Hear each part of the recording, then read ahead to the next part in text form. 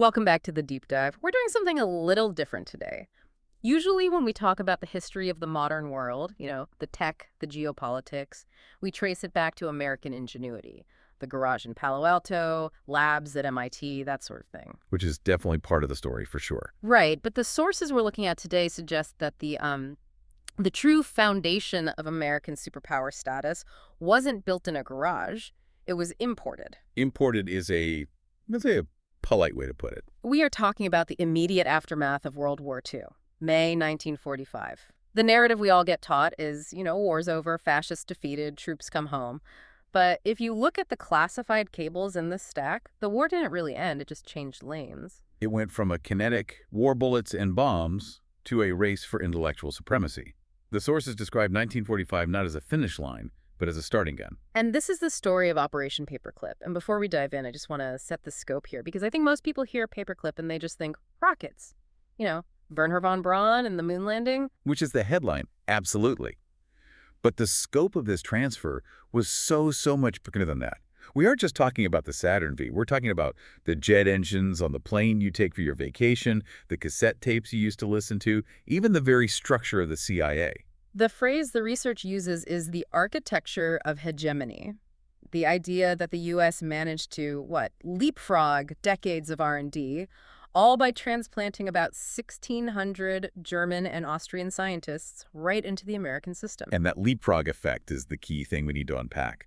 Because the United States didn't just want the machines. They didn't just want the V-2 rocket sitting in a hangar. They wanted what the military called know-how. Know-how. It feels a little vague for a military objective, like, go get me some smarts. Well, it's actually a very specific technical concept in intelligence. Think about it like this. You can capture a V-2. You can even capture the blueprints. But blueprints don't tell you the intuition. They don't tell you why a bolt needs to be tightened to exactly this torque, or why the fuel mixture needs a tiny change if the humidity drops. It's the difference between having the recipe and being a chef. Exactly. Know-how is tacit knowledge. It's the experience that lives inside a scientist's head. You can't steal that. You can't photograph it. You have to recruit the person. And to recruit them, you have to find them. Which brings us to my absolute favorite story in this entire research stack, the Ozenberg list. It sounds like a spy novel, but how they found it is, it's just ridiculous. It really highlights the chaos of 1945. So picture this. Final days of the war. Allied troops are sweeping through Germany. They're at Bonn University. And a Polish lab technician who's working with the Allies needs to use the restroom. A very human start to a very high-stakes story. He goes into a toilet at the university, and he looks down, and stuffed into the bowl is a stack of papers. And luckily he didn't just flush. He fished them out. And what he found was the Golden Book of German Science. It was this list compiled by a guy named Werner Ozenberg. The Reich had recalled thousands of scientists from the front lines to try and invent wonder weapons. This list had 15,000 names. It was a treasure map. Before that discovery in the toilet, Allied intelligence knew what Germany had built. They saw the jets, the rockets, but they didn't know exactly who built them or where those people were. The Ozenberg list gave them the names and addresses of the entire scientific elite of the Third Reich. So the U.S. has the list, and initially, this wasn't even called Operation Paperclip. It was Project Overcast. Right. In July 45, the war in the Pacific is still going. The first plan was really short-term. It was grab the rocket guys, bring them over, and have them build missiles to use against Japan. But then history just happened so fast. Hiroshima, Nagasaki, the surrender. Suddenly, you don't need missiles for Japan. But the military looks at the map and sees the Soviet Union. And that is the pivot. The objective shifted from winning this war to winning the future. Project Overcast became Operation Paperclip. And the name, by the way, is incredibly literal. Oh, I love this detail. It's just bureaucracy at its finest. It is. The intelligence officers reviewing the files would just attach a paperclip to the dossiers of the scientists they wanted. If your file had a clip, you were going to America. Simple as that. But there was a massive legal hurdle here. President Truman had signed a directive that explicitly prohibited recruiting ardent Nazis.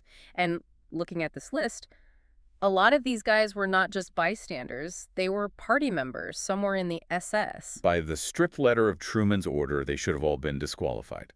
So how did the JIOA, the Joint Intelligence Objectives Agency, get around the President of the United States? They created a loophole. It's often called whitewashing, Yeah. but the mechanism was purely bureaucratic. They couldn't bring them in if they were classified as ardent Nazis, so they just changed the classification of the files. And then to handle the immigration part, they used what they call the Texas two-step. The Texas two-step. They'd fly the scientists to Texas, hold them on military bases, but they weren't legally in the country. So they would bus them down to El Paso, walk them across the bridge into Ciudad Juarez, Mexico. They literally walked them out of the country. For a few hours, yeah. Right. They'd go to the U.S. consulate in Juarez, get a visa stamped, and then walk right back across the bridge.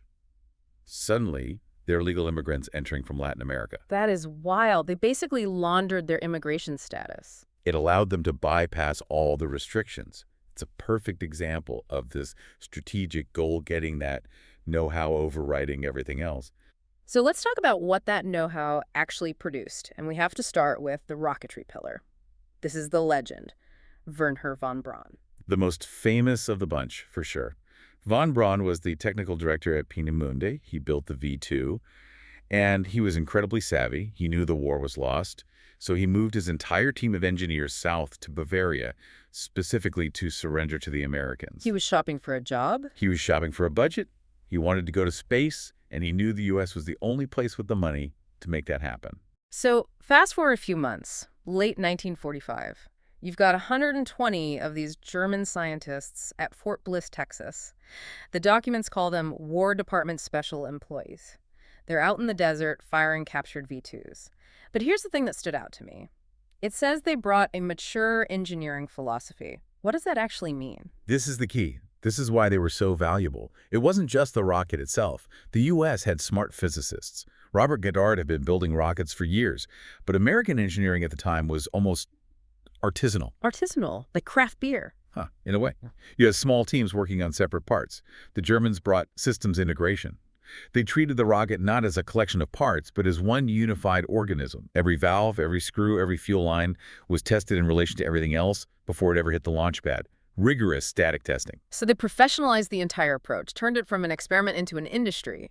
Precisely. And that lineage is just a straight line. The Redstone missile, the first U.S. missile to carry a nuke, was basically a V2 with upgrades. The Redstone evolved into the Jupiter C, and the Jupiter C evolved into the Saturn V that took Apollo to the moon. And the people, too. The personnel overlap is just startling. Kurt Davis, a flight test director for the V2, he becomes the first director of the Kennedy Space Center. Arthur Rudolph, who ran the V2 factory, becomes the project manager for the Saturn V. And that's the great paradox of the space race, isn't it? The quintessential American triumph of the moon landing was physically architected by the same German team that had been firing missiles at London a couple of decades earlier. But it wasn't just rockets. This is where the deep dive gets really surprising. The outline mentions Operation Lusty. Lusty, L-U-S-T-Y. It stands for Luftwaffe Secret Technology. Catchy. Very. This operation focused on aeronautics. They brought engineers to Wright Field in Ohio. And while rockets get the glory, the impact here is something you probably see every single time you go to an airport. You're talking about the swept wing design? Adolf Bussmann, way back in 1935, at a conference in Rome, he proposed that if you sweep a plane's wings backward, like an arrow, you reduce drag as you approach the speed of sound. Nobody really listened at the time. But the Luftwaffe did. Their Me-262 jet fighter had swept wings. And when the Americans found Bussmann's research at the Braunschweig lab, it changed everything. Boeing had a design for a new bomber that was straight-winged. They looked at Bussmann's data and just scrapped it. Yeah. They redesigned the whole thing into what became the B-47 Stratojet. Which looks, it looks like a modern plane. It's the template. That swept-wing profile with the engines and pods hanging underneath, that's Bussmann's DNA. Every Boeing and Airbus today is a descendant of that one data transfer. And the sources say he even had a connection to the space shuttle. He did. Later in his career, at NASA's precursor, he was the one who suggested using ceramic tiles for the intense heat of re-entry. That became the shuttle's heat shield. That's an incredible range, from 1930s theory to the space shuttle. And then there's the engine side of things. Hans von Ohain. The co-inventor of the turbojet engine. He came to the U.S., worked on compressor designs, and the sources actually draw a direct line from his mentorship to the lift fan system used in the F-35 Lightning II today. The stealth fighter. Exactly. The ability of that plane to hover, to direct its thrust vertically that has roots in the work von Ohain did decades ago. So we have rockets, we have jets, now we have to get into the shadows, the spies. The Gehlen Organization. This is where the story reads like a thriller. Reinhard Gehlen was the head of Foreign Armies East for the Nazis.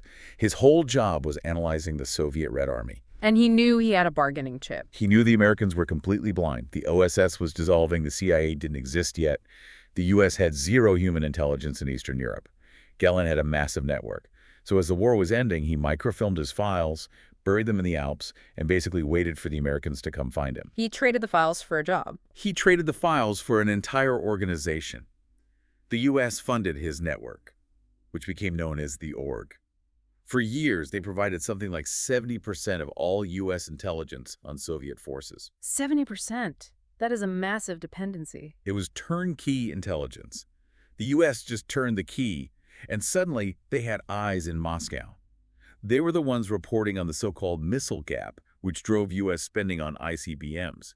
And that network eventually just morphed into the BND, which is the modern West German intelligence service. But there was a huge strategic downside here. The sources point out this wasn't exactly a clean asset. No, it was deeply compromised. The Soviets knew exactly who Gehlen's people were. Since the org was filled with former Nazi officers, they were incredibly easy to blackmail. The Soviets could just say, work for us or we expose your war crimes. So the network was full of moles. Riddled with them. The U.S. was getting a lot of intel, but a significant portion of it was being fed to them by the Soviets through these compromised agents. It was a real double-edged sword. Speaking of things we took, we need to talk about intellectual reparations. This is a phrase that pops up in the documents. It wasn't just people, it was patents. Yeah. The U.S. government valued these patents at about $10 billion in 1940s money. They sent teams into German factories, IG Farben, Siemens, and they microfilmed everything. What kind of technology are we talking about here? The stuff of daily life. Magnetic recording tape, for one. Wait, like cassette tapes? Before the war, American recording tech was based on wire. It was terrible, scratchy, unreliable. The Germans had developed high-fidelity magnetic tape for broadcasting propaganda. The Allies brought that tech back, and it completely revolutionized the music industry, data storage, everything. And synthetic fuels. Germany had no oil, so they figured out how to turn coal into liquid fuel, the Fischer-Tropsch process. The U.S. Bureau of Mines transplanted that entire technology to a plant in Missouri. It was a strategic hedge. The U.S. wanted to ensure that if they ever ran out of oil, they had the know-how to make their own gas from coal. It really reinforces that idea of leapfrogging. We just skipped the whole R&D phase. But we can't do this deep dive without touching on the medical research. This is a heavy part of the file. It is. And this centers on a man named Hubertus Strauchold. In the history books, he's often called the father of space medicine. His team worked at Randolph Air Force Base. They were the ones figuring out the physiology of space travel weightlessness, G-forces, cosmic radiation. Absolutely essential work. You can't send a man to the moon if you don't know how to keep him alive in a vacuum. But the controversy, of course, lies in the source of that data. The sources indicate that Strauchold and his associates had access to data from experiments conducted at the Dachau concentration camp. Correct. During the war, there were horrific experiments on inmates, freezing them to near death to see how to revive downed pilots, putting them in vacuum chambers to simulate high-altitude ejection. The U.S. military's recruitment of these doctors was driven by the fact that they possessed data on human endurance that simply didn't exist anywhere else in the world. It's a very cold calculation. The data was a strategic asset, regardless of its origin. And in some cases, the background was just too much, even for the program. Walter Schreiber, the Third Reich Surgeon General, was brought to Texas for his biowarfare expertise. But when the press discovered who he was, the public outcry was huge. So what happened to him? They couldn't keep him, but they also didn't prosecute him. They facilitated his quiet exit to Argentina. It was one of those moments where the public relations risk outweighed the intelligence value. It's fascinating to see where that line was drawn, but the sources also make a comparison that I found really interesting. The U.S. wasn't the only one doing this. The Soviets were grabbing scientists, too. Oh, it was a race. The Soviets had their own program, Operation Paperclip, but the execution was completely different. In October 1946, the Soviets rounded up about 2,000 German specialists at gunpoint, put them on trains, and shipped them east. A little less welcome aboard, a little more get in the truck. Exactly. And that difference in strategy had a huge impact long term. The Soviets kept the Germans isolated. They put them on islands or enclosed cities, basically sucked their brains dry, and then sent most of them home by the mid-50s. Whereas the U.S. approach was full assimilation. The U.S. offered citizenship. The German scientists became Americans. They bought houses. Their kids went to American schools. They became directors of NASA centers. And that assimilation meant the know-how was permanently transferred.